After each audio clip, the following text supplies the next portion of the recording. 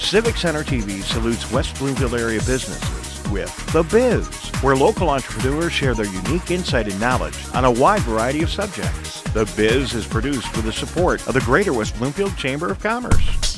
It's time now for The Biz. Hi, George Moore for Civic Center TV. On this next edition of The Biz, we are here at Huerto's Restaurant and Tequila Bar, and where they make the best guacamole around. Now, guacamole is something a lot of us know about. We may not know how to make it. We're going to show you how they do it step by step. The tools you use, the ingredients, and maybe a tip or two so you can make good guacamole. Our guacamole is not, it's a very simple recipe that I put together. We have our own mixed spices that we do in-house. So we spice it up a little bit with the spices. Add some pico, which is, pico, it's a chopped onion, peppers, jalapenos, kind of a thick salsa. And then some lime juice to give it that nice zesty lime flavor. Okay. The first thing, you gotta pick the right avocados. They have to be ripe. And you cut the avocados with a nice sharp knife. Take the pit out by just kind of stabbing it and twisting it, and the pit should just come right out. You discard that, and then get a spoon and carve the avocado.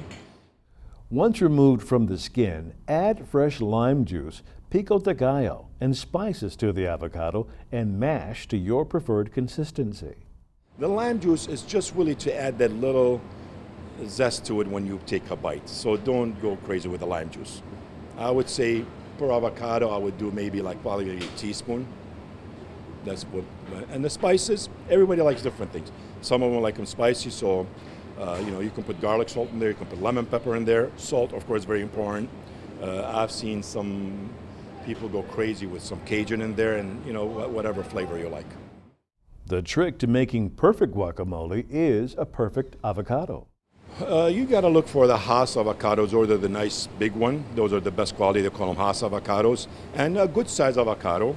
And don't get the one that's too mushy. I mean, if you take it and you squeeze it and squeeze, get it semi,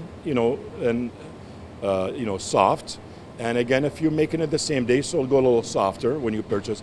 If not, you can always leave it outside for two days, and that's how you ripen it. Don't put it in the fridge, and it'll ripen perfectly. Safa also shared with us how to make homemade tortilla chips to accompany your homemade guacamole.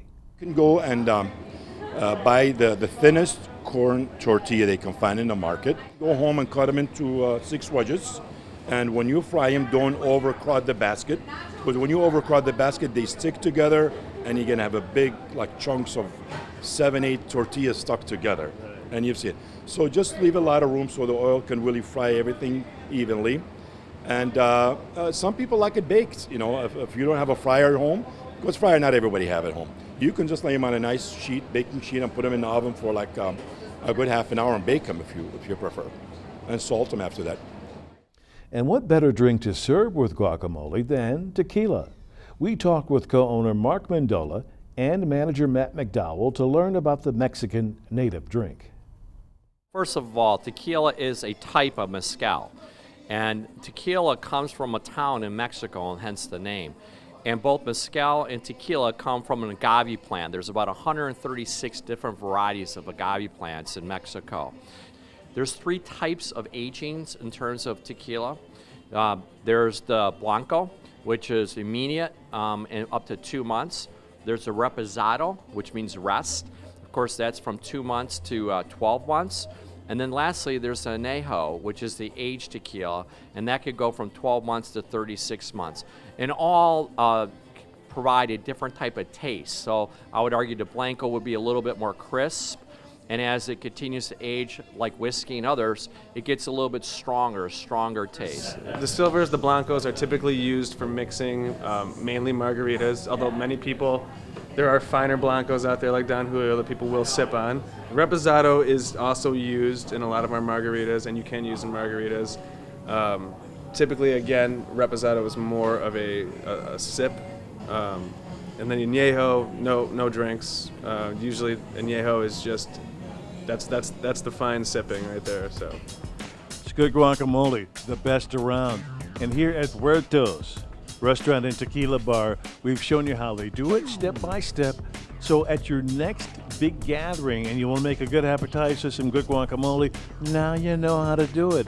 For Civic Center TV, I'm George Moore. That's your biz.